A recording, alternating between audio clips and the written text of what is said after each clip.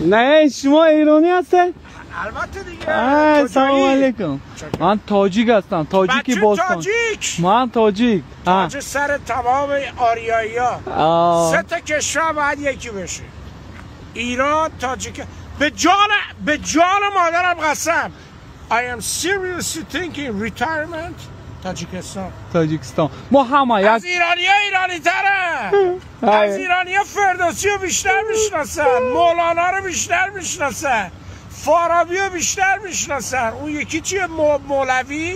مولوی همه اونجا جاشون اونجاست. بابا شادم از دیدارتون. اسمتون چیست؟ امان الله. امان الله. شما؟ شهرام خان. اسم اصیل ایرانی. رو ما اسم عربی گوشادی. حالا چیکارش کنیم؟ ما همه تاجیک. شامتون بخیر باشد. من کلیپ میبینم از شهرهای تاجیکستان، خیلی باحال.